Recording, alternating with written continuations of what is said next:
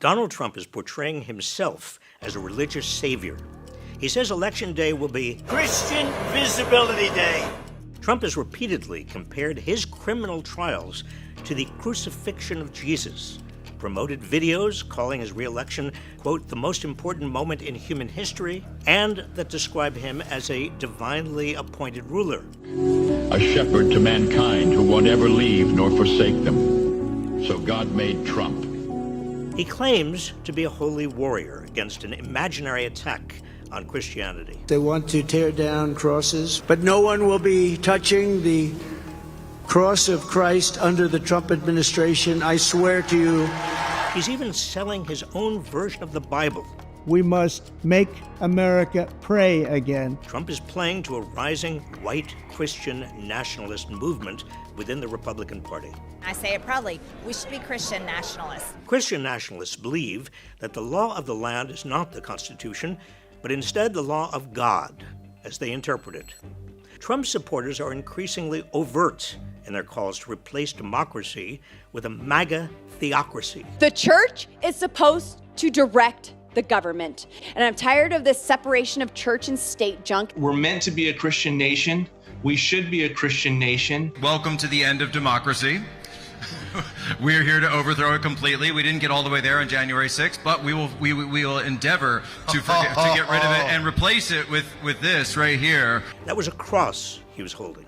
The idea that the will of voters is irrelevant because God has anointed Trump was a recurring message in the efforts to overturn the 2020 election. Because it is not Joe Biden that rules this country. Jesus Christ is the king of everything in this world. Christ is king! Christ is king! Christ is king! In previous videos, I've highlighted how MAGA Republicans have embraced core elements of fascism. The combination of fascism and Christian nationalism is called Christofascism, a term first used half a century ago by the theologian Dorothy Zola. Fascists rise to power by characterizing their opponents as subhuman. Christofascists take it a step further by casting opponents as not just subhuman, but actually demonic. People like Nancy Pelosi, she's a demon. Framing opponents as enemies of God makes violence against them not only seem justifiable, but divinely sanctioned and almost inevitable. We are going to put on the armor of God.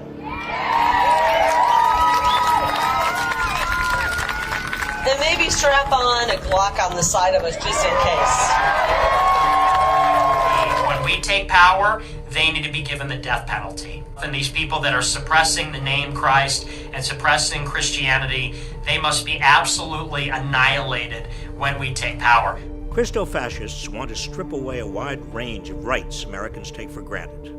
Former Trump staffers involved in developing plans for a second Trump term have called for imposing biblical tests on immigration, overturning marriage equality, and restricting contraception. And MAGA-aligned judges are already setting their dogma ahead of the Constitution.